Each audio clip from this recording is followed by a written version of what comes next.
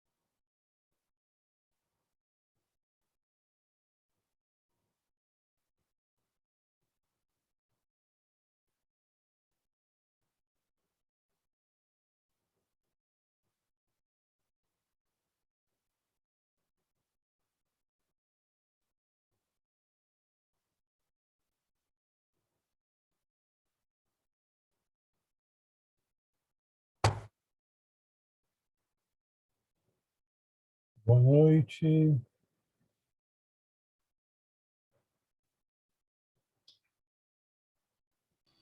Vamos retomar o nosso trabalho, a nossa tentativa de nos sintonizarmos com os ensinamentos do nosso Divino Mestre.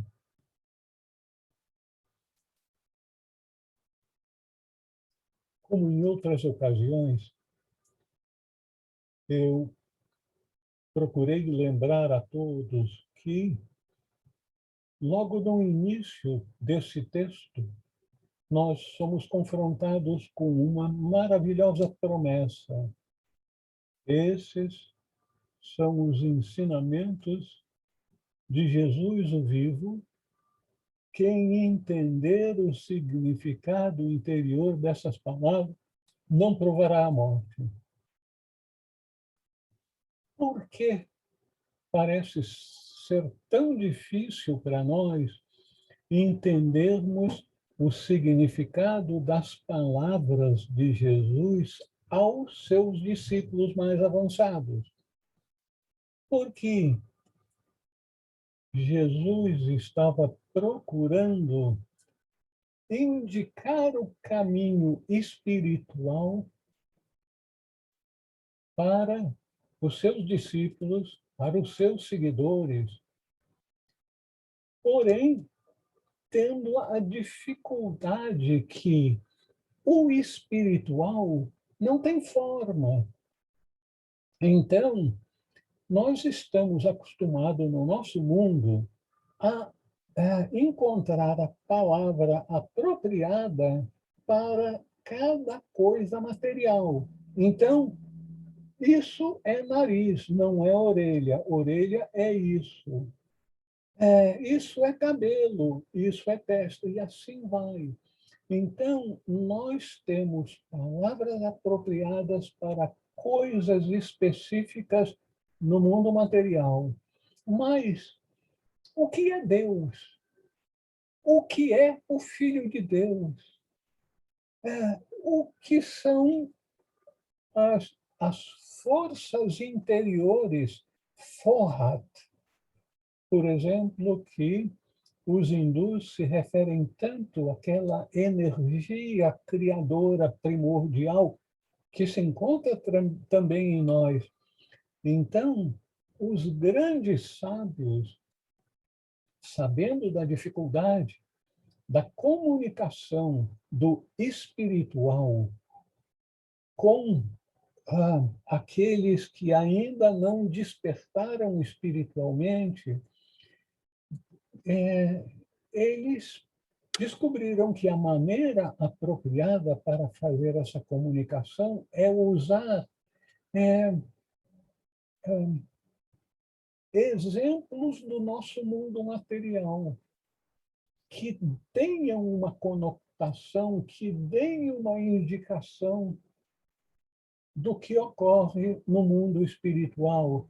Daí as inúmeras parábolas dos ensinamentos abertos de Jesus, as inúmeras alegorias.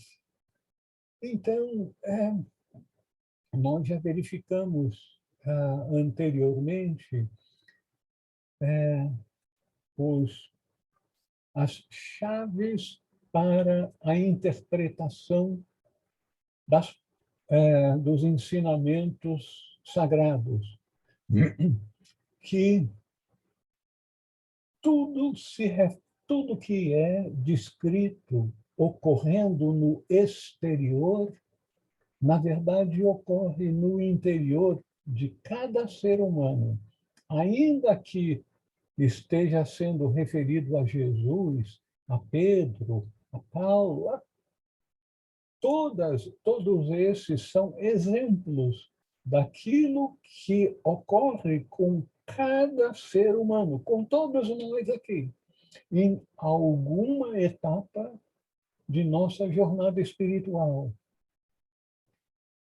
Todos aqueles que são mencionados numa determinada passagem esotérica representam um aspecto de cada ser humano. Depois, todas as passagens referem-se a uma determinada etapa na vida, na evolução de cada ser humano. E, finalmente, que todos nós temos aquele ser de luz em nosso interior e todos nós somos o filho pródigo que foi à terra distante, esse nosso planeta, essa é a terra distante, esse planeta, mas não o planeta em si, o mundo material. E no mundo material, ele significa todos nós temos que despertar, sentir aquela saudade da nossa terra natal, de onde nós viemos, do reino dos céus, do seio do Pai. Então, todos nós temos esse mesmo anseio E nós devemos encontrar, e vamos encontrar. Essa é a grande promessa, e Deus não faz promessas vãs. A grande promessa de que todos nós voltaremos da casa paterna, materna. Então, do Pai e Mãe Celestial. O nosso linguajar, um parêntese, o nosso linguajar ocidental em particular, mas eu acho que é comum a todas as tradições, é muito machista. Então, refere-se a Deus como Pai, e fica por isso mesmo. Mas Jesus era tão sábio, tão profundo, que ele, quando ensinou, por exemplo, a oração do Senhor, o que nós conhecemos como Pai Nosso, em aramaico, ele se refere Pai, Mãe Celestial. Porque, na verdade, a fonte, nem vamos falar a palavra Deus, porque a gente acha que sabe o que é Deus. E Deus é incognoscível, Deus é a nossa fonte, é algo que escapa totalmente à capacidade da nossa mente, do nosso cérebro de apreender isso. Então, a fonte de tudo que existe é o Pai e Mãe Celestial, porque o todo é todo, é tudo. É espírito e é matéria. Então, nós temos que nos referir a esse todo, espírito e matéria, de uma forma mais acessível a nós, como Pai, Mãe Celestial.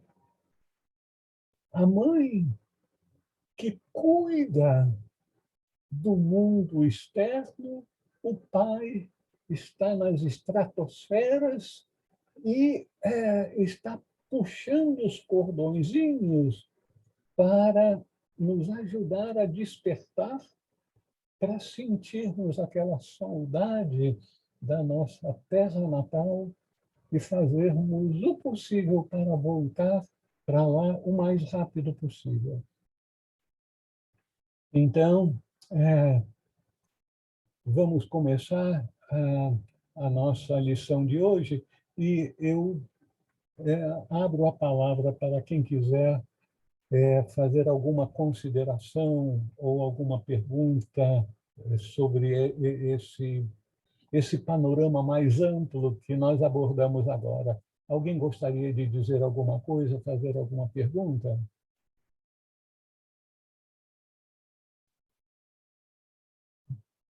Bom, então, vamos continuar. Nós paramos no Lodion 42, quando Jesus deu o ensinamento mais curto de todo o Evangelho de Tomé. Sede passantes. Já verificamos a importância de nos conscientizarmos de que nós estamos de passagem. Estamos de passagem, porém temos um objetivo nessa passagem por esse mundo, pela estrada, pela escola da vida. Então, a nossa missão é manifestarmos o divino em nós com aquela nota especial que caberá a nós trazermos para o mundo. Gente, nota especial, o que é isso? Eu agora vou entrar em mais uma seara que eu não entendo nada, música. Então, é uma coisa maravilhosa a gente ouvir uma música clássica tocada por uma boa orquestra.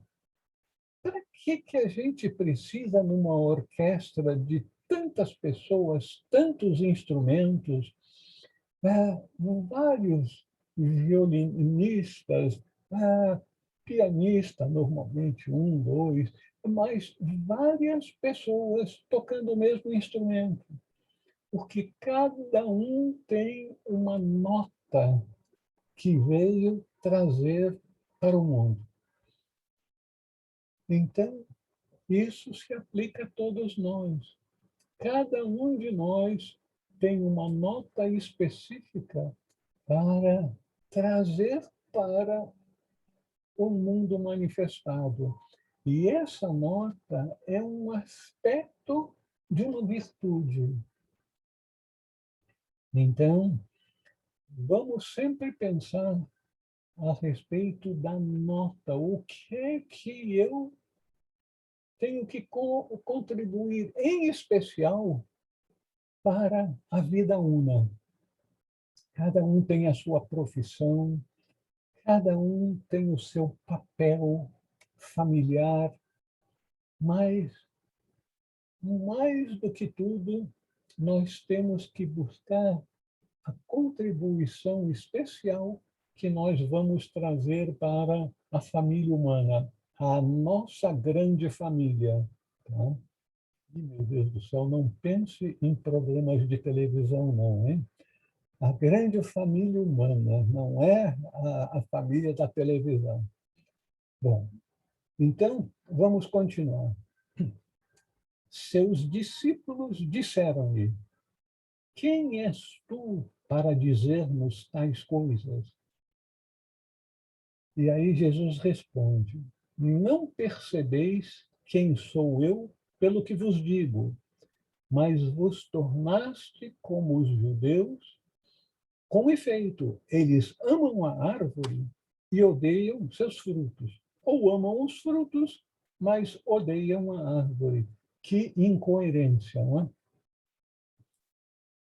Mas nós temos algo semelhante também em outro Loion, o Loion 91, em que os discípulos insistem em conhecer melhor Jesus.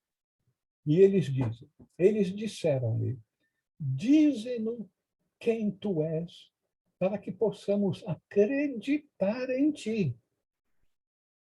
E Jesus responde: vós examinais a face do céu e da terra, mas não reconheceis aquele que está diante de vós, e não sabeis apreciar esse momento.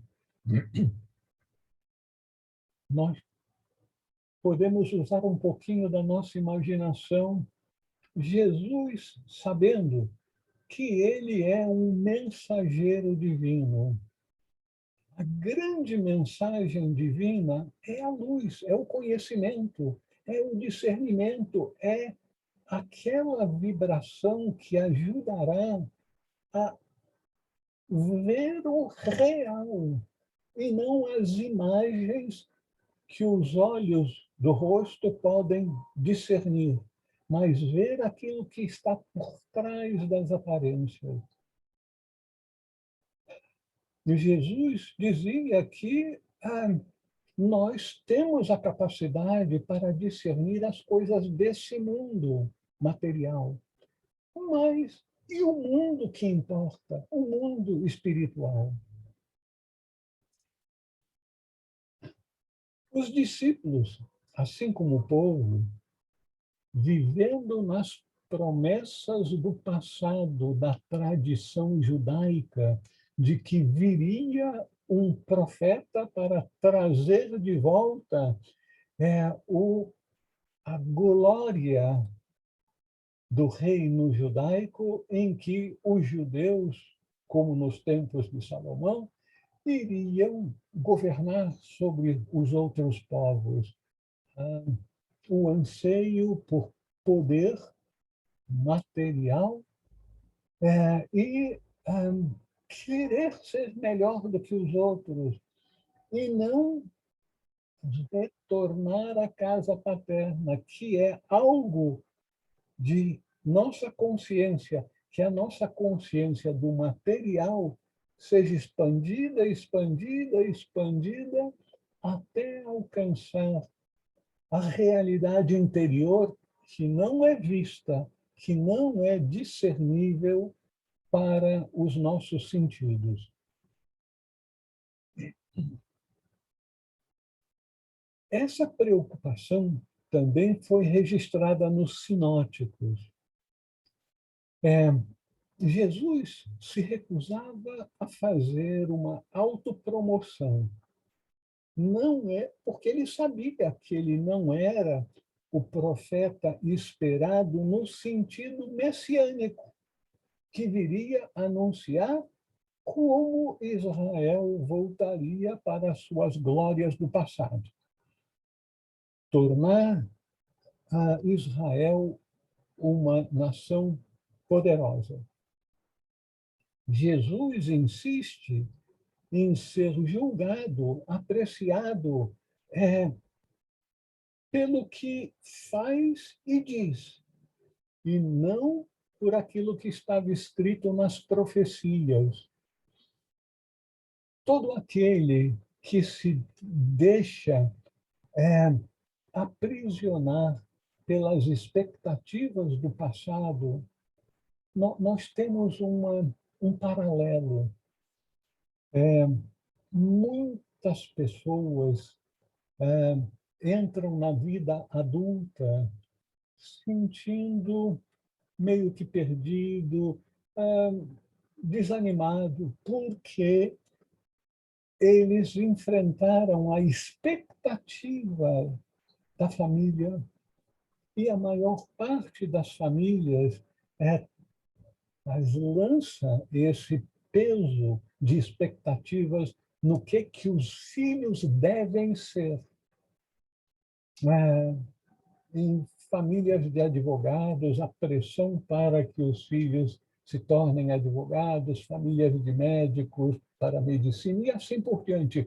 E certos comportamentos, certos valores dos pais, principalmente dos pais, mas das mães também, valores que são incutidos mais em surdina pelo exemplo do que pela indoutrinação.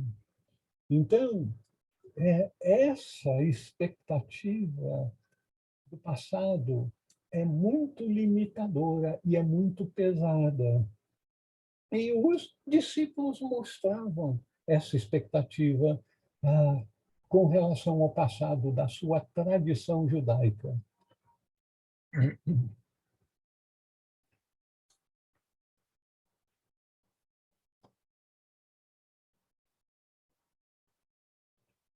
Jesus mostra nesses dois versículos, o 43 e o 91, que Jesus esperava mais discernimento dos seus discípulos, pois eles mostravam que sabiam tirar conclusões apropriadas das condições atmosféricas e terrenas, ou seja, pelo fato de serem ou agricultores ou pescadores, em grande parte, eles tinham aprendido a olhar o tempo para saber o que esperar. Se eram pescadores, será que vai haver uma tempestade? Então eu não devo entrar no mar. Se eram agricultores, como eu vou enfrentar essa situação? Luiz Alberto, já vou, Luiz Alberto, eu vou passar para você em um momentinho. Tá? Tem alguém com o microfone aberto e estamos ouvindo sons do ambiente. Então, os povos naquele tempo aprendiam a ler os sinais do tempo, mas não estavam lendo os sinais da história e da realidade que tinham diante de si. Luiz Alberto, por favor, pode falar. Por favor, ligue o seu microfone. Para mim, o áudio está muito baixo. Será que você consegue aumentar um pouco? Não sei se para os outros colegas.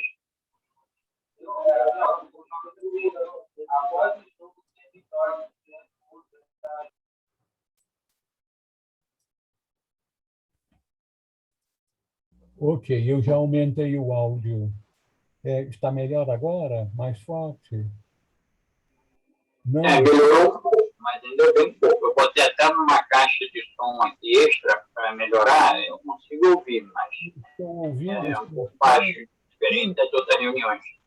O som tá bom, tá bom. Falar com o Roberto. Estava me ouvindo muito bem, Zânia? Sim, estou escutando bem. Está ouvindo bem? Ah, tá bom. Também estou ouvindo bem, Luiz Alberto. Ok. Estou escutando bem também. Tá bom. Okay. Será que não é um problema aí do teu... Pode ser lá no Luiz Alberto mesmo. Luiz Alberto, queria eu poder lhe emprestar isso aqui, mas é de uso pessoal. Você vai me desculpar, não dá para lhe emprestar. Então, continuando. Jesus indica: pelos frutos que se conhece a árvore, e é pela árvore que se conhece os frutos. O que quer dizer isso? Isso passa, que ideia, que ensinamento? O ensinamento da grande lei de causa e efeito. Você não pode tirar morangos de uma macieira, e assim por diante. Tudo é um efeito de uma causa. E esse efeito pode se tornar causa para outra coisa. Então, o fruto é o efeito da árvore, da flor. Mas o fruto tem uma semente que pode se tornar o efeito para uma nova árvore. E assim por diante. Então, esse ensinamento básico, fundamental, um dos ensinamentos esotéricos mais importantes para a vida espiritual, a lei de causa e efeito. Tudo, absolutamente tudo, em todos os níveis da manifestação, é regido pela lei de causa e efeito. Deus não tem preferência por aqueles que são louros, por aqueles que têm mais de 2 metros de altura, para aqueles que falam inglês ou chinês ou isso ou aquilo. Deus, o todo, deixa que todos os seus filhos tenham a oportunidade de manifestar progressivamente, porque é um processo evolutivo, progressivo, de manifestar o divino em si de uma forma especial que será dele. Então, à medida que nós vamos manifestando aquilo que vem do nosso interior, nós vamos gerando efeitos. Esses efeitos tornam-se causas. Então, existe na vida espiritual a maior meritocracia que existe no mundo. Então, é absolutamente correto. Não existe injustiça no reino de Deus, no divino. Todos nós colhemos aquilo que plantamos. Às vezes, meu Deus do céu, eu não mereço isso. Você não sabe, não se lembra das causas que foram geradas no passado. Então, é um processo muito enriquecedor para quando a gente começa a sentir que, meu Deus, isso é uma injustiça, como é que o meu companheiro de vida, minha companheira de vida, possa ser tão chato, tão cri-cri, tão isso, tão aquilo. A gente vai descrevendo todos os desqualificativos dele e deveríamos dar uma paradinha. Meu Deus do céu, como é que eu pude ser assim no passado para agora aquela caixa de ressonância universal que é a lei de causa e efeito, a gente tenha que experimentar aquilo que nós fomos ou fizemos no passado. Quando a gente se torna consciente disso, a gente deixa de ser agressivo, deixa de ser crítico do outro, a gente, com dificuldade, a gente aprende a engolir em seco. Meu Deus do céu, deixe-me mostrar sabedoria de fechar a boca, não dizer nada nesse momento e direcionar a minha atenção para o que eu tenho que aprender com essa situação e me determinar a aprender aquilo para não ter que passar por isso outra vez. Então, esse sentido de meritocracia, de colher absolutamente tudo aquilo que a gente planta, e isso tem a ver, inclusive, com os grandes mestres de sabedoria. É dito que os mestres de sabedoria não têm mais karma pessoal. No entanto, eles estão sujeitos às grandes leis do universo. É dito que um grande ser do século passado, Geoffrey Hodgson, que era já um iniciado, um discípulo muito avançado dos mestres, tinha certos poderes, como, por exemplo, de sair do corpo e ir à noite, ou mesmo durante o dia, para a residência dos seus mestres e receber instruções fora do corpo. E ele relata que um dia, um dos mestres que lá se encontrava, o mestre tibetano Jivalokul, estava na casa de outro mestre, o mestre Ekutumi, e Jivalokul estava dando instruções a um grupo de discípulos em outro país.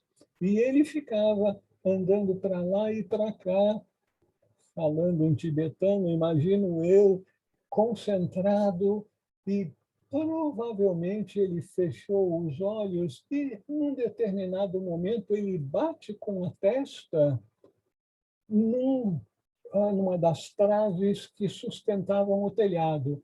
Ele bate ali e sangra.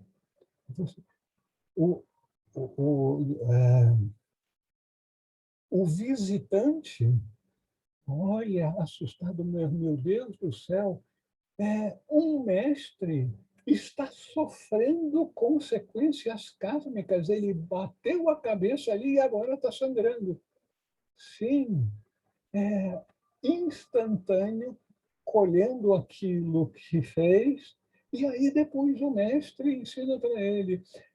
Eu estava tão concentrado em ajudar esse grupo de pessoas, e foi algo tão intempestivo, eu tinha que agir muito rapidamente, que eu me esqueci de colocar uma proteção etérica para que isso não acontecesse. Então, aprenda com o meu erro, por favor, meu discípulo. Mas que gênero! Só um mestre seria capaz de dizer isso, foi o que aconteceu. Para que a gente veja, é só o exemplo de que todos nós colhemos aquilo que plantamos. Então, continuando. Os atos exteriores indicam a atitude interior. Isso é muito importante para todos nós, nos lembrarmos sempre. Os atos exteriores manifestam aquilo que está no interior. Tudo que ocorre no mundo das ações foi antes um pensamento, um sentimento ou emoção. Então, tudo é gerado de dentro para fora. É por isso que a gente tem que ter tanto cuidado com os nossos pensamentos. Cuidado com os pensamentos. Vou botar um parêntesezinho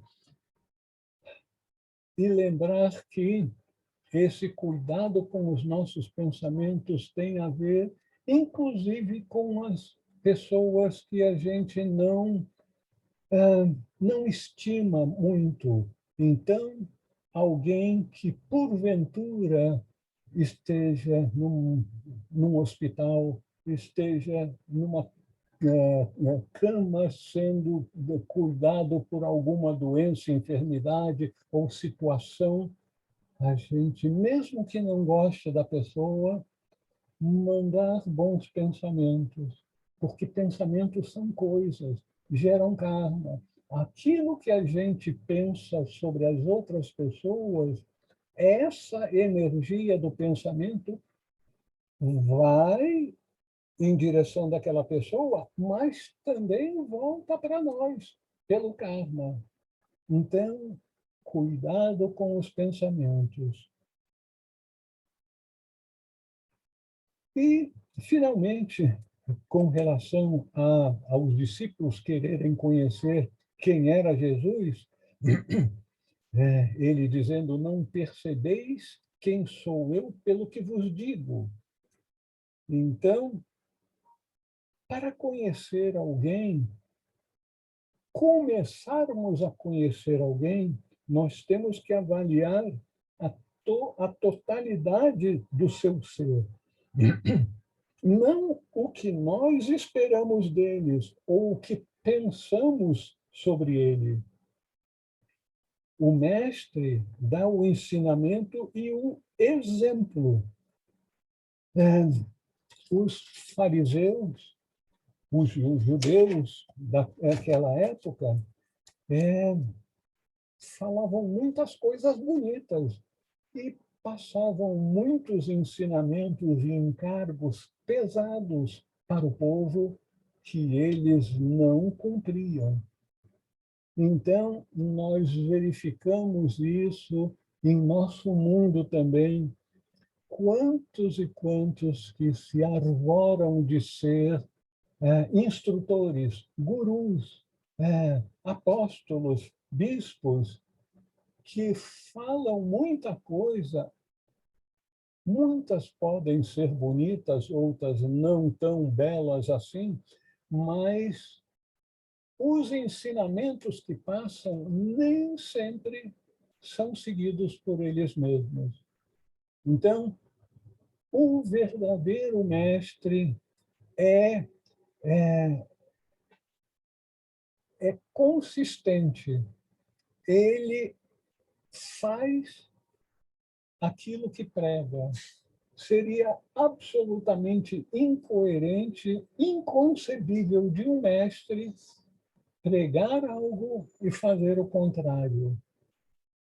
E, infelizmente, em nosso mundo, muitos fariseus cristãos fazem isso. Então, para encerrar as observações sobre essa passagem, os judeus, como Jesus disse, gostam da árvore. a Torá, a coletânea dos seus livros sagrados, mas detestam o fruto da Torá, que foi Jesus. Jesus foi um ser que manifestou, expressou a plenitude de todos os ensinamentos que estavam registrados na Torá. Mas os fariseus cristãos dos nossos tempos gostam do fruto, Jesus, mas detestam o ensinamento divino que encontramos nos livros sagrados de nossa tradição, inclusive nos canônicos, como, por exemplo, o Sermão da Montanha.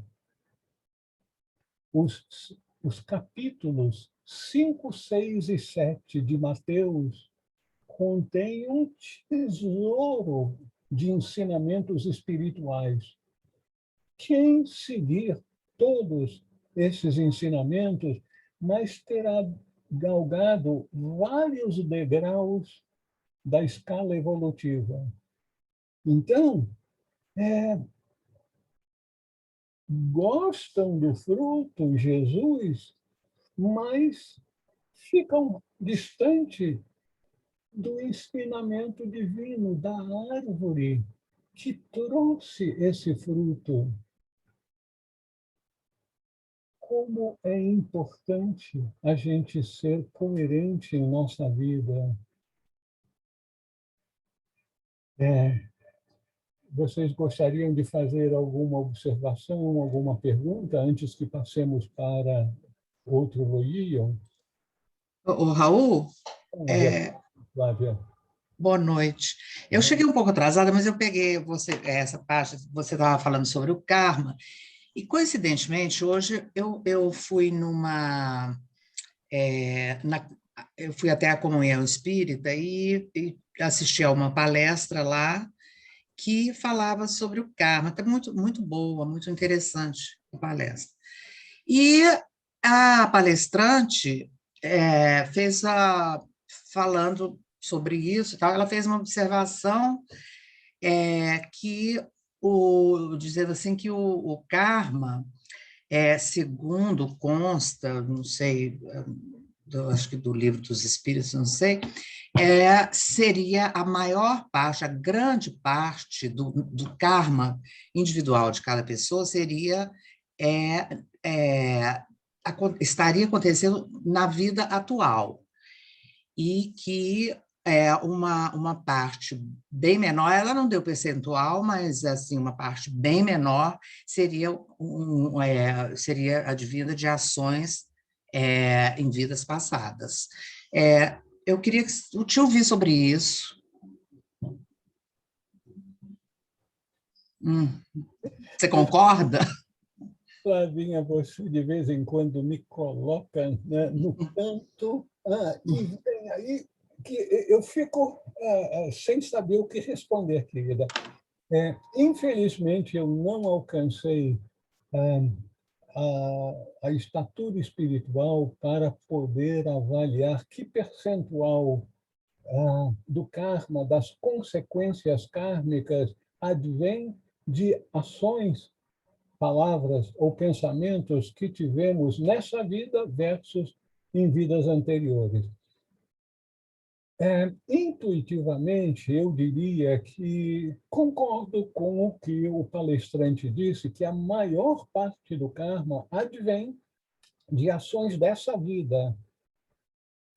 Agora, tudo aquilo que a gente acha inexplicável e sente no coração que é uma injustiça, provavelmente, mas não com absoluta certeza, provavelmente vem de vidas passadas.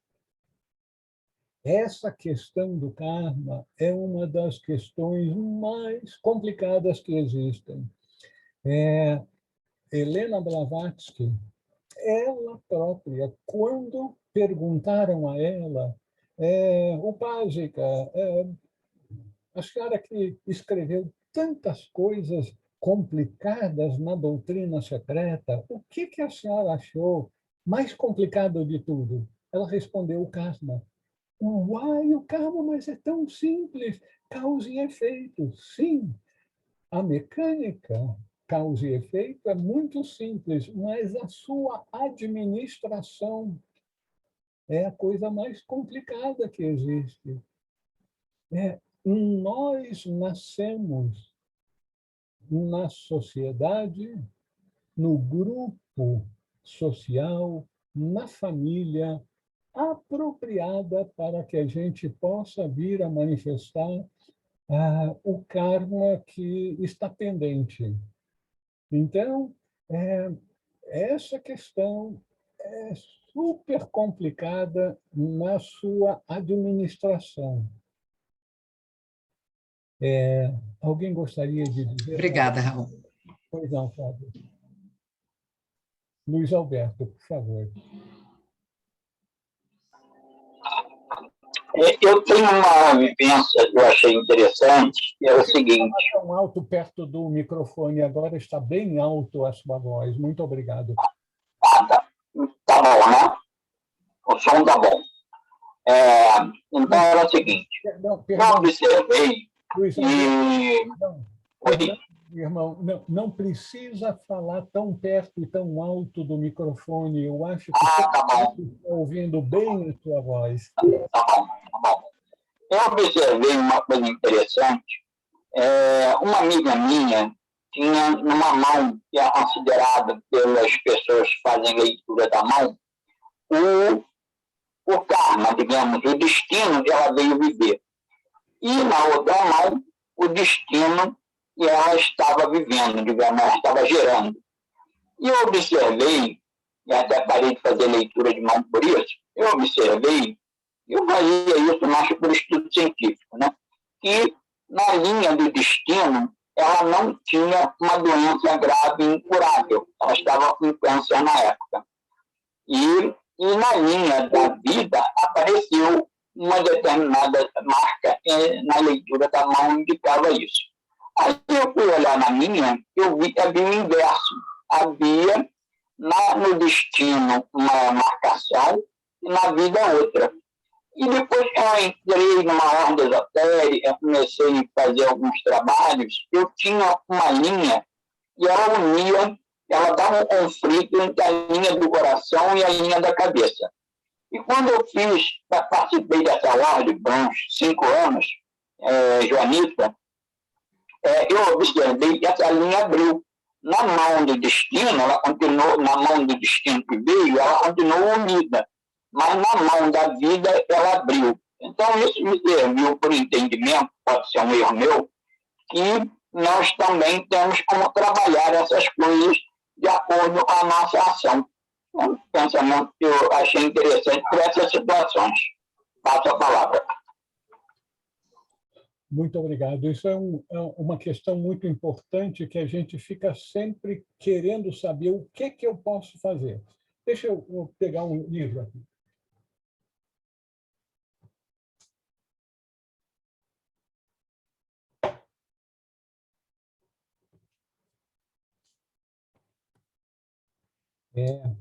Há 2 dias atrás, uma irmã muito dedicada, muito estudiosa, me mandou uma mensagenzinha dizendo: meu irmão, reze por mim, eu fui diagnosticada com câncer. Que baque terrível para uma pessoa.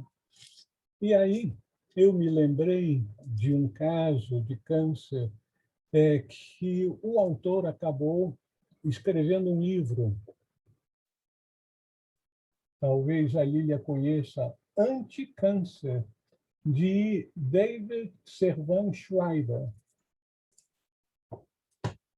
Esse médico de uma família ilustre francesa, com muitas pessoas na família que fizeram grandes realizações intelectuais, inclusive.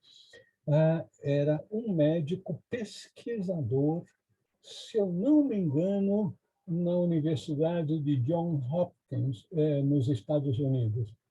E ele, um dia, estava precisando fazer alguns experimentos, não tinha auxiliares suficientes, então tirou o sangue de si mesmo para examinar. E, uai, o que ele descobriu? Indícios de câncer. Foi a um especialista que fez uma bateria de exames e diagnosticou câncer no cérebro e deu para ele o prognóstico de 6 meses de vida. Vocês já imaginaram se recebessem esse prognóstico, câncer de cérebro com prognóstico de 6 meses de vida? Eu acho que a maior parte das pessoas entrariam em colapso, mas ele era um ser muito especial.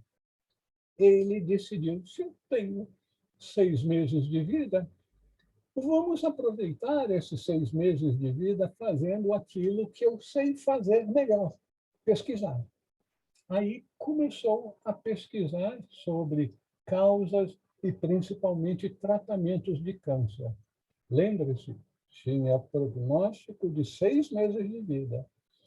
E com aquela capacidade intelectual de pesquisador, vira para cá, vira para lá, estuda na literatura, começa a conversar com diferentes especialistas, isso, aquilo, e vai ficando, nossa, mas como existe tanta ignorância a respeito do câncer, principalmente no seu tratamento.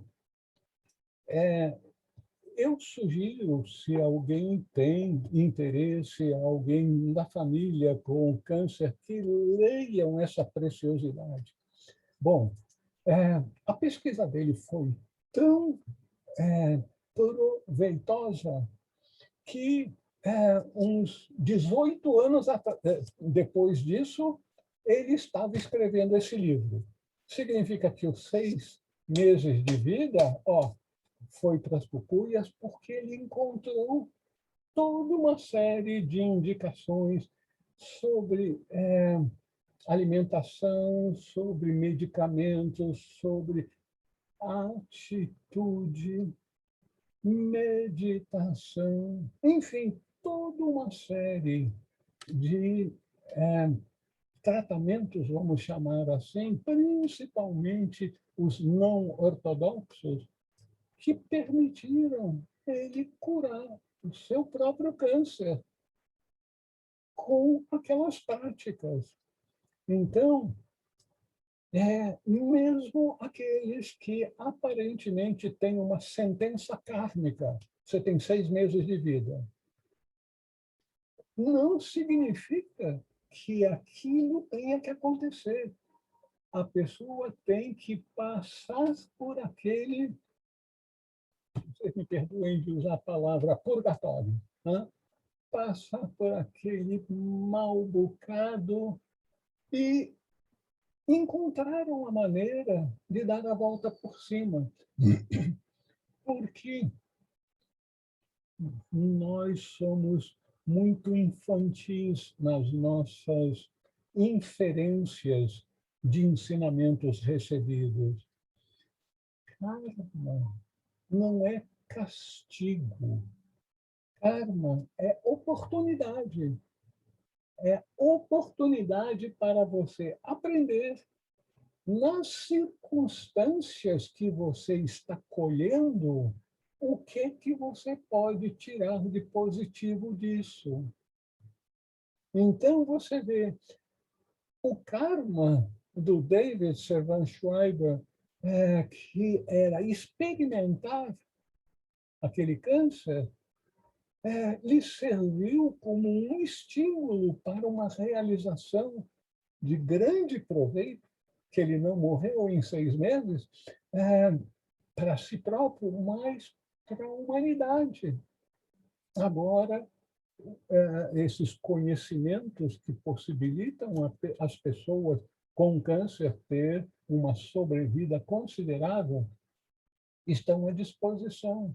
Então, karma não é aquela determinação, você vai ter que morrer, você vai ter que isso, você vai ter que passar por aquela experiência. E o que você vai tirar dessa experiência? Isso é o que nós devemos estar focados. O que a gente tira dessas experiências?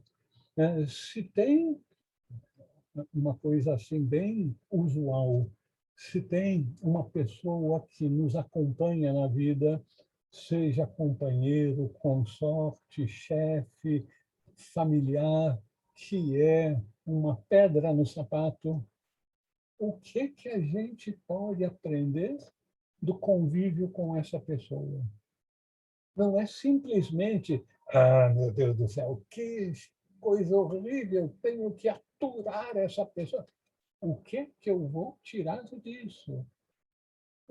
Adotarmos a atitude construtiva. O que eu posso tirar de ensinamento dessa situação? Quem simplesmente sofre, eu tenho que sofrer isso. Não.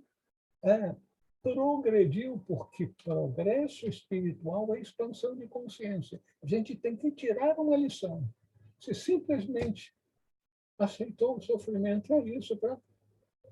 Quem sabe tirou uma liçãozinha de resignação. Mas poderia ser tiradas outras lições também. Então, simplesmente para fechar aqui essa questão de karma, nós não temos a última palavra sobre karma. Karma é um constante aprendizado na sua administração. Prosseguimos? Ou vocês gostariam de fazer alguma observação? Raul, Douglas. Douglas, você está aí, mas eu não estou te vendo, Douglas. Você está escondido. É que eu tô meio adoentado, então estou meio na cama. Sim, E ouvindo os seus... Ave de rapina. Muito bem, Douglas. E ouvindo os seus ensinamentos aí. Duas coisas que eu tenho que falar, duas coisas que podem ser benéficas para todos do nosso grupo, nós estudantes aqui. O Dalai Lama, ele tem um oráculo dele, e ele consulta praticamente o oráculo uma vez por ano, ou às vezes até mais. E a última consulta, o oráculo dele pediu para ele não viajar mais. Tanto é que ele cancelou todas as viagens, e quem está representando ele, às vezes, a não ser que seja uma viagem muito importante, ele vai em jato particular, alguma coisa assim, nesse sentido. É o Karmapa. E eu estou contando essa história para dizer que ele, hora ou outra, está dando tchau, e as TVs indianas, que filmam ele constantemente, tento fotografar e filmar a mão dele. E ele fala, olha, vocês tentam filmar a minha mão para saber ainda quanto tempo eu ainda tenho de vida. Mas só quem sabe isso é meu oráculo, vocês não vão ficar sabendo. Então, a quiromancia é uma arte muito, muito benéfica quando você tem um oráculo excelente. Tá? Isso é a primeira historinha. A segunda história, com referência ao que a Flávia passou hoje na palestra da comunhão, tá? Eu concordo plenamente com os seus ensinamentos e o da palestrante lá, da nossos amigos espíritas. Tem uma coisa muito importante que uma vez eu ouvi de um guru, até na Índia foi. Ele falou o seguinte, olha, você pode até ter cumprido 95% do seu karma aqui na Terra. Mas, às vezes, esses 5% faltantes você vai levar não só nessa vida, mas para outras vidas futuras, que ele é tão poderoso no sentido de que você deve, tá? Principalmente ele estava se referindo a karma financeiro. Quem gastou, desperdiçou e usou mal o dinheiro pode levar isso para várias vidas. E isso corresponder a apenas 5%. Então, estatisticamente, às vezes a gente pensa, eu só tenho 5% do karma para cumprir, mas, na verdade, é 5% de várias encarnações. Era isso que eu queria falar. Obrigado a todos. Obrigado por compartilhar esses pontos de vista, Douglas. Realmente, nós não sabemos tudo sobre karma, e, inclusive, os videntes, como aquele que conversou com o Dalai Lama, têm um nível de visão do que está para acontecer no futuro. Mas o que está para acontecer não é uma determinação final. Como, por exemplo, o caso de David Servan Schreiber. Teve câncer, prognóstico de 6 meses de vida e viveu muitos e muitos anos a mais de vida muito proveitosa. Então, é bom a gente ter a mente aberta de que isso é um baú que tem muita coisa para retirar dele. Uma pessoa tão sábia, tão avançada como Blavatsky, dizendo que de tudo que ela tinha estudado e escrito, o que ela tinha encontrado mais dificuldades era no karma, na administração, no processo em que o karma é manifestado. Bom, podemos continuar? Então, continuando. Logion 44. Esse aí a gente vai arrancar uns cabelinhos, né? Jesus disse: quem blasfemar contra o Pai será perdoado, e quem blasfemar contra o Filho será perdoado. Mas aquele que blasfemar contra o Santo ou Puro Espírito não será perdoado nem na terra nem no céu. Meu Deus do céu, o que é isso?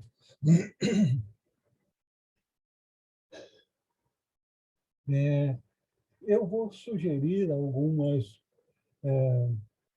alguns pontos aqui, mas eu não sei se isso realmente responde o que o nosso instrutor estava querendo passar para nós. O mesmo tipo de ensinamento é passado nos evangelhos canônicos, não é só do Evangelho de Tomé. Compreensão muito difícil para aqueles que não são iluminados.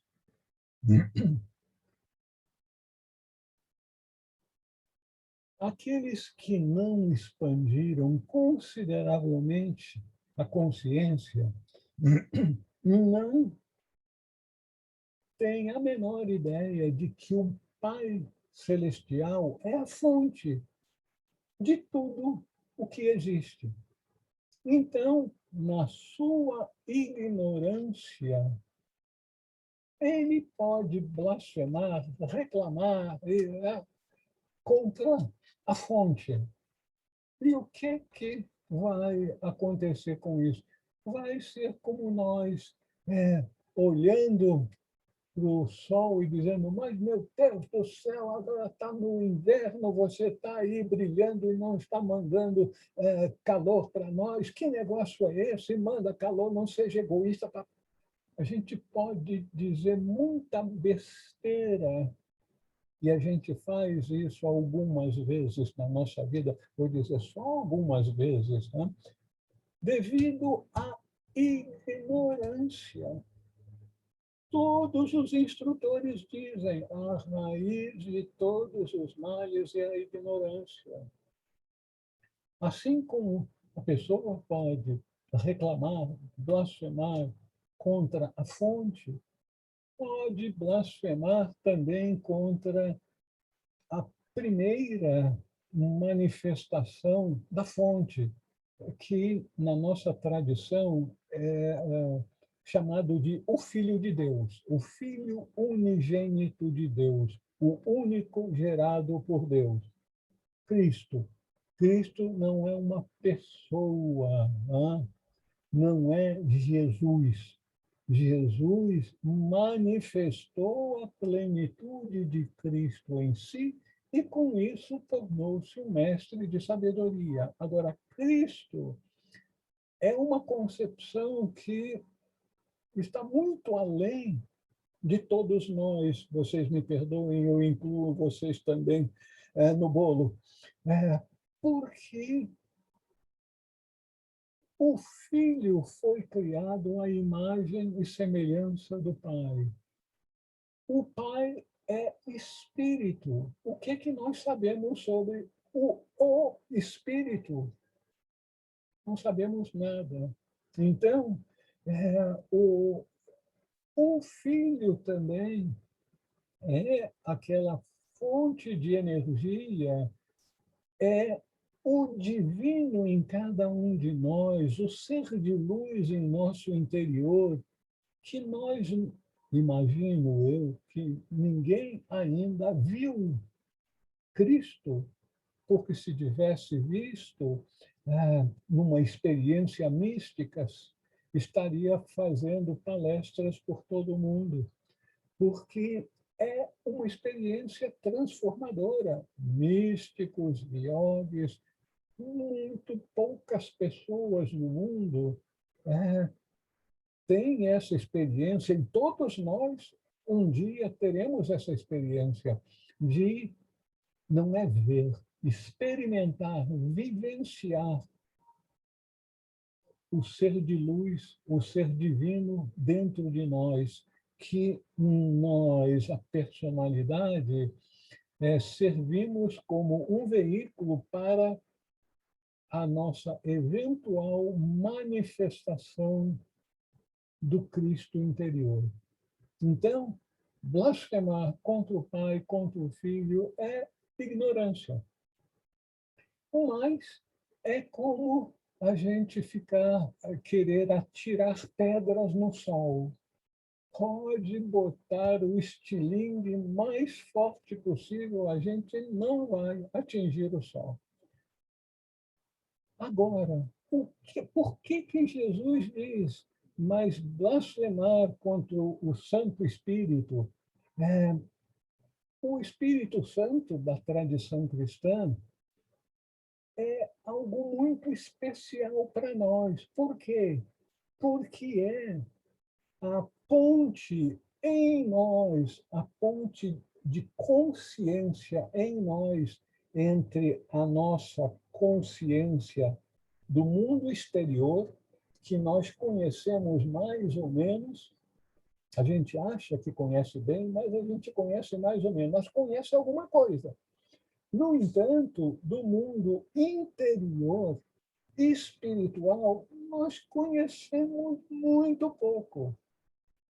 E o Espírito Santo é a ponte entre o material em nós e o espiritual em nós. Se nós blasfemamos contra o Espírito Santo, se nós estabelecemos uma vibração negativa contrária em nós contra essa ponte, nós não seremos capazes de usar a ponte, E a ponte é a única maneira de nós alcançarmos o divino em nós. Eu entendo que é essa a essência do ensinamento do mestre. Vamos ter muito cuidado com aquilo que nos leva ao alto. O Espírito Santo, a nossa mente divina. É isso que nós temos que cultivar, aprender a despertar para, dessa forma, expandirmos a nossa consciência. E expandir a consciência significa nos aproximarmos cada vez mais do divino em nós.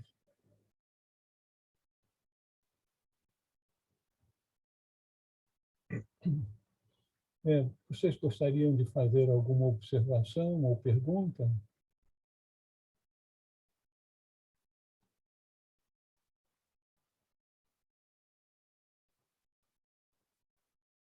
Continuamos, então? Professor Raul, posso perguntar uma coisa? Certamente, Juliane. Eu sempre tive muita dúvida a respeito quando falam do Espírito Santo, dessas três ícones, assim, dessas três palavras, Pai, Filho e Espírito Santo. Eu não captei uma palavra aí da sua fala. Dificuldade de... Entender o que seria, quando falam em Pai, Filho e o Espírito Santo, que tu estás falando agora. Eu sempre tive dificuldade de entender o que seria esses três. Isso. Juliane, você não está sozinha, não.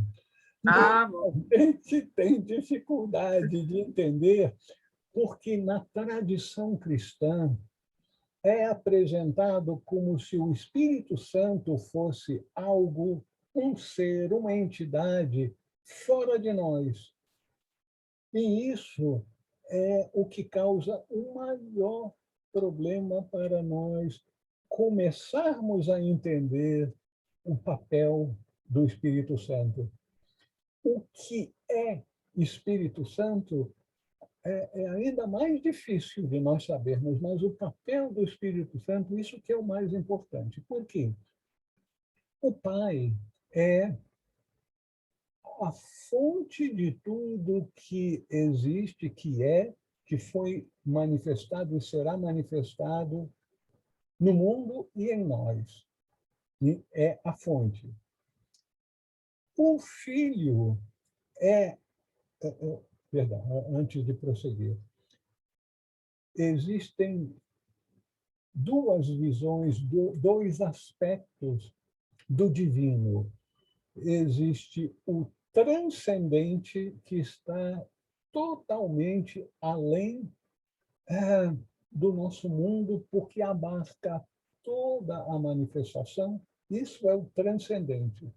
E existe também o Deus, o divino, imanente, que se encontra como sendo um ponto de luz em cada ser.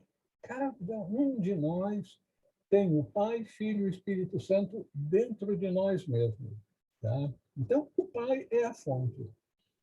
O Filho, Cristo, é a compreensão espiritual e é a fonte do amor. Por que fonte do amor? Porque o amor é aquela força, energia agregadora que une tudo. Quando a gente ama, a gente sente que está irmanado, está junto, sente o que se passa no outro.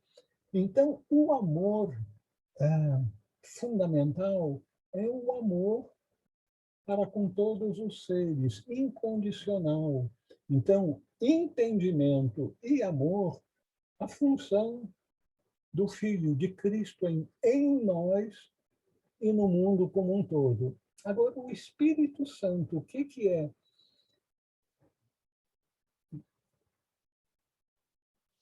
Eu acho que essa terminologia foi muito infeliz porque nos desvia da essência daquilo que é apresentado como sendo o Espírito Santo. Porque esse conceito nada mais é do que a mente divina em nós, a mente abstrata. Nós sabemos que a nossa mente tem dois aspectos.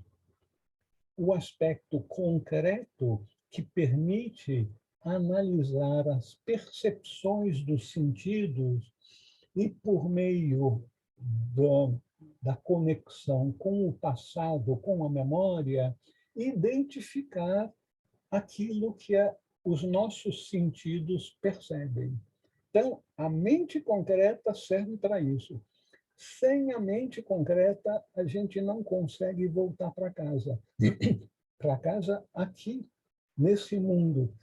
A gente vai para o trabalho, e se a mente concreta for desligada, a gente não volta para casa, não se lembra onde é que a gente mora, não se lembra como dirigir o carro, não se lembra como pegar um transporte público. Então, a mente concreta é absolutamente essencial para a nossa vida no mundo material.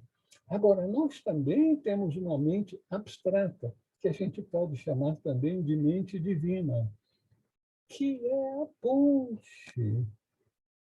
É essa mente abstrata, divina, que permite que a gente, aos poucos, vá conseguindo estabelecer certas conexões com o divino em nós, com o Filho, com Cristo em nós e com o Pai. Então, a mente divina é um veículo. O Espírito Santo, vamos usar a terminologia do nosso texto, o Espírito Santo é esse veículo em nós que nos permite acessar os planos superiores, os planos divinos.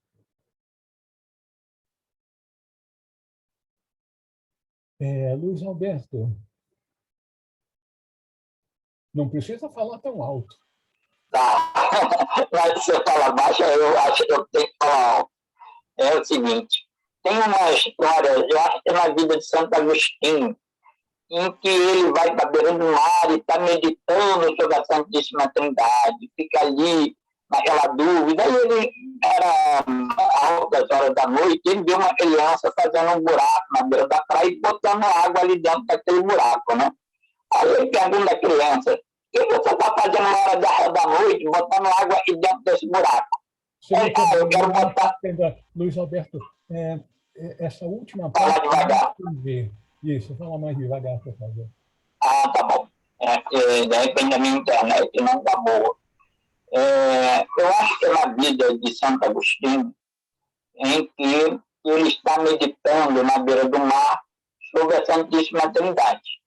Quando ele viu uma criança colocando água dentro de um buraco, ele pergunta à criança, o que você está fazendo uma hora dessa da noite aqui, botando água num buraco da beira do mar, na areia? Aí a criança diz, eu estou querendo colocar toda a água do mar dentro desse buraco.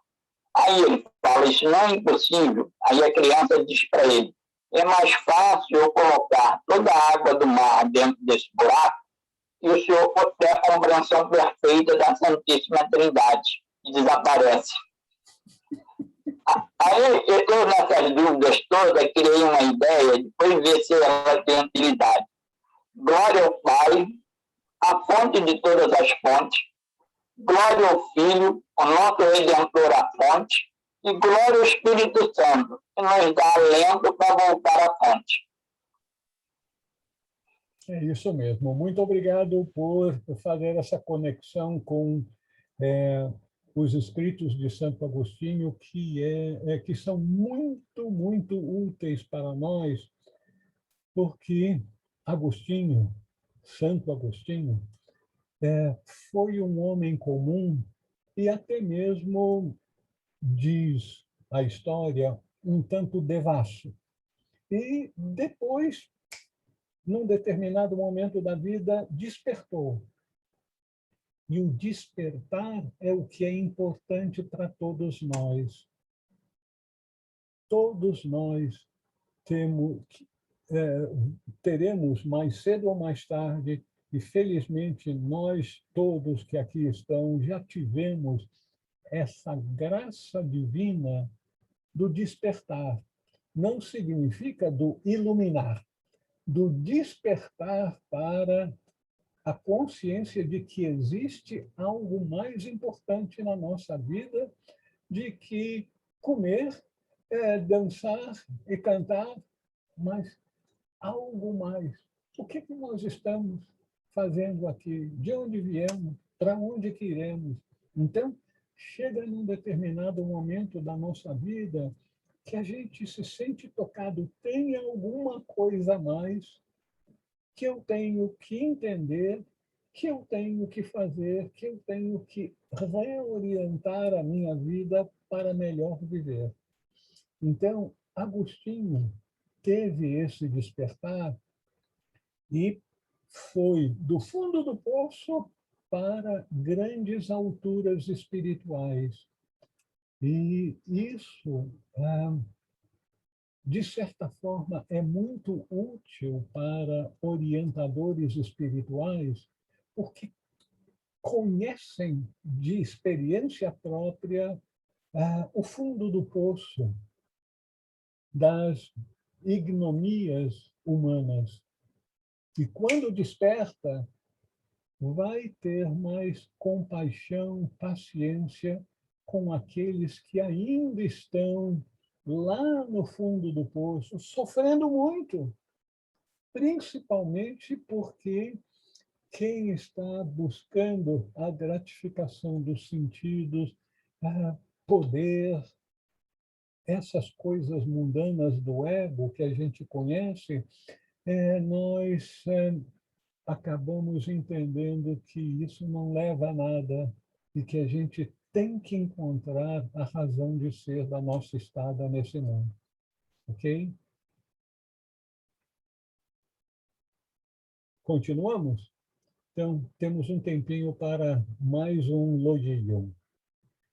Logeion 45. Jesus disse: não se colhem uvas dos espinheiros, nem figos dos cardos, pois eles não dão fruto. O homem bom retira o bem do seu tesouro. O malvado retira o mal do seu tesouro malévolo, que está em seu coração, e diz coisas maldosas, pois da abundância do coração ele retira coisas más. Tem uma passagem muito semelhante nos evangelhos canônicos. Pelos seus frutos os conhecereis.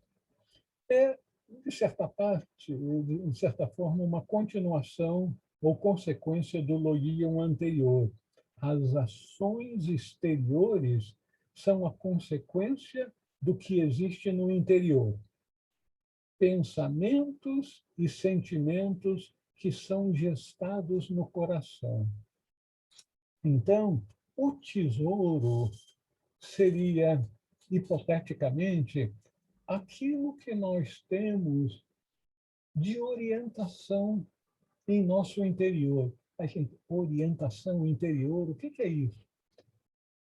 Todos nós temos crenças, temos valores e temos condicionamentos que se originaram dessas crenças, desses valores.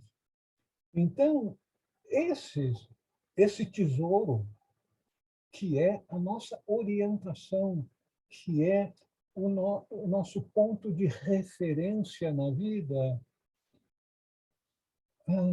se originou não só de nossas ações anteriores, mas aquilo que está por trás das ações, os pensamentos, os desejos, os sentimentos, que nós normalmente não levamos em consideração. Daí a importância que todos os grandes instrutores dão para cuidarmos dos nossos pensamentos. O tesouro, bem ou mal, está guardado no coração de cada homem. O que é esse tesouro? Como é acumulado? O tesouro é a orientação de vida, as vibrações condicionadoras do comportamento humano, que levam a vícios ou às virtudes. Então, a tradição, e inclusive os orientadores espirituais, creio eu, não dão suficiente atenção para as vibrações fundamentais da nossa vida diária. Todos nós temos certas vibrações em nosso interior que são como programações do nosso computador pessoal. Então, essas vibrações são o nosso tesouro. Podem ser vibrações para o ódio, para sentimento de violência, com constante crítica.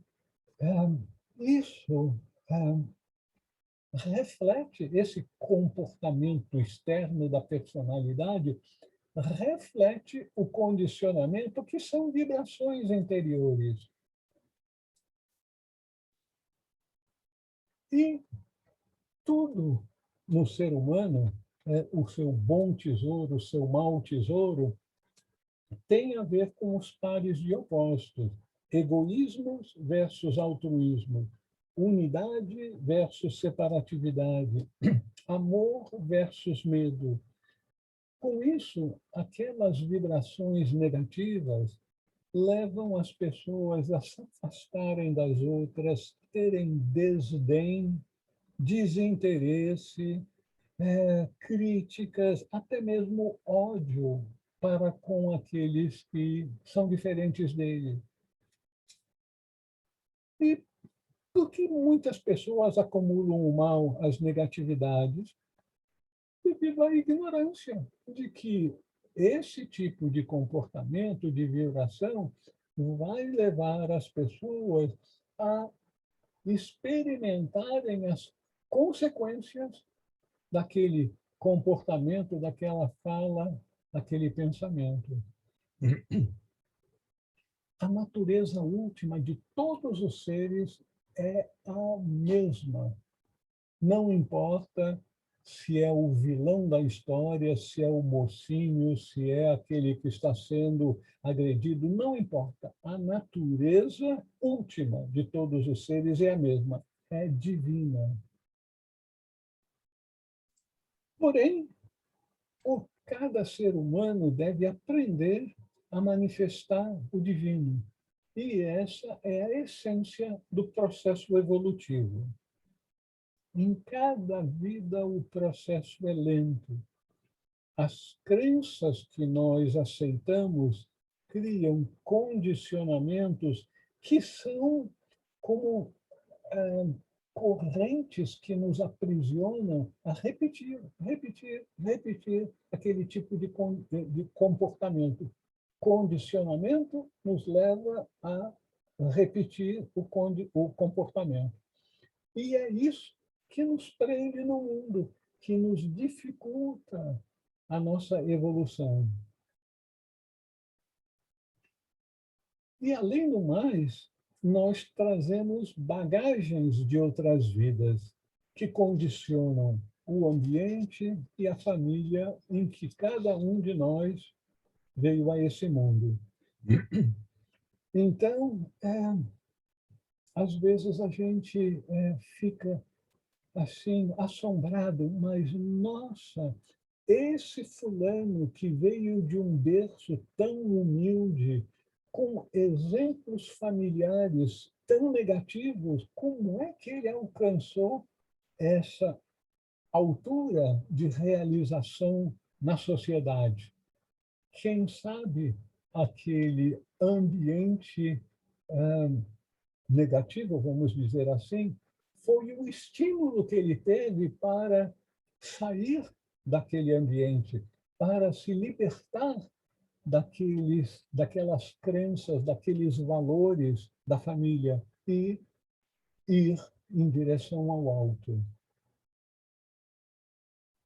Enfim, o nosso processo evolutivo é diminuir a preponderância, a importância da tendência da nossa personalidade, do nosso pequenino ego, de mostrar a natureza do ego, que é egoísta.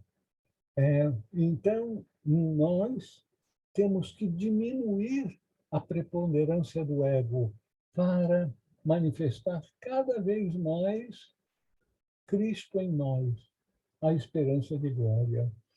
Então, nós temos que buscar, encontrar, aceitar e seguir a orientação espiritual que permanece disponível em todo o mundo.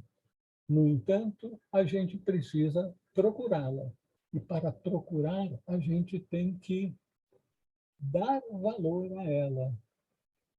Felizmente, todos nós que aqui estamos já tivemos aquele despertar inicial. Nós demos valor à vida espiritual, à busca espiritual e fizemos bom progresso na senda nessa encarnação. Vocês gostariam de fazer alguma observação, alguma pergunta? Raul, eu queria saber o seguinte, o pensamento, palavra e ação têm pesos diferentes? Porque muitas vezes eu posso ter um pensamento não muito republicano, digamos assim, e me recolher, me eximir de manifestar esse pensamento em formas de palavra ou de ação, e por crenças ainda que eu conservo e essa coisa toda. Quer dizer, isso teria um peso diferente? Eu tenho um mau pensamento, mas eu não manifesto isso, não externo isso, né? Isso tem peso diferente?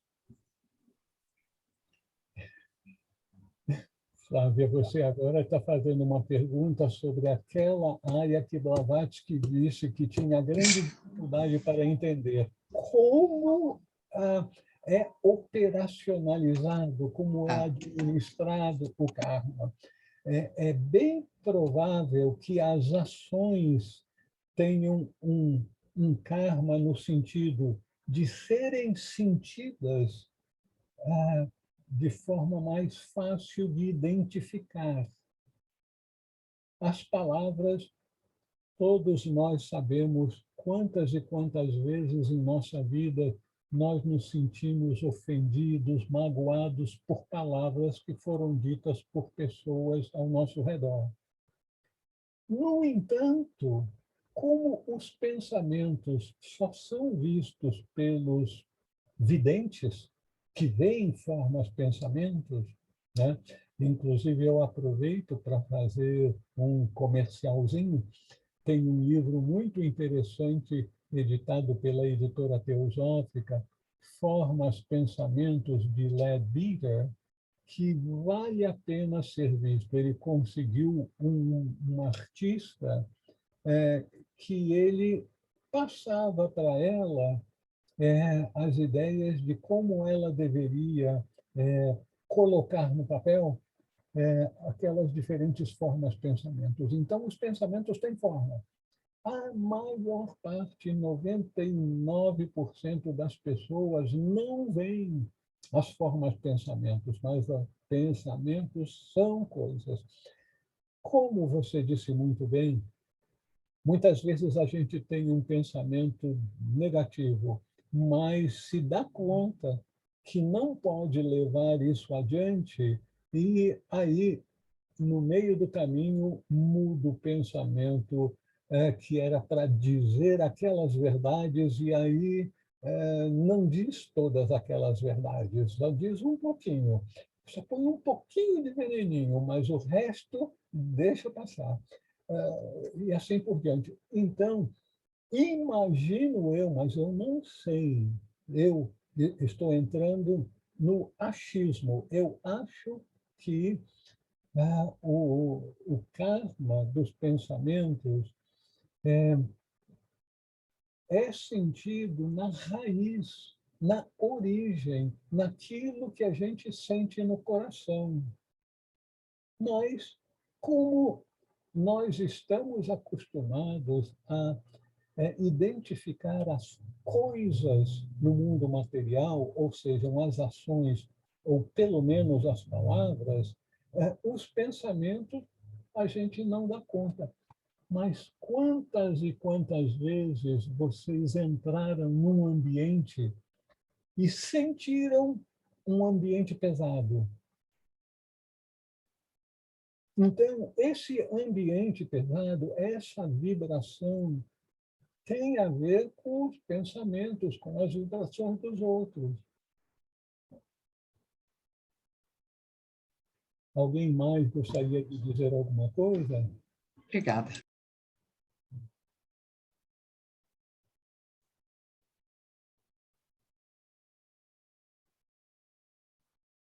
Então, meus irmãos, eu acho que a gente pode encerrar.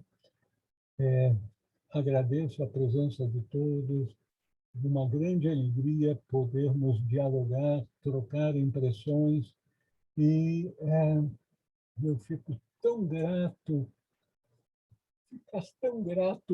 pelo nosso Mestre Jesus ter passado tantos ensinamentos maravilhosos e terem sido registrados e mantidos ao longo dos séculos, ao contrário de outros ensinamentos do Mestre que foram, vamos dizer, adaptados ao que era considerado apropriado pelas autoridades.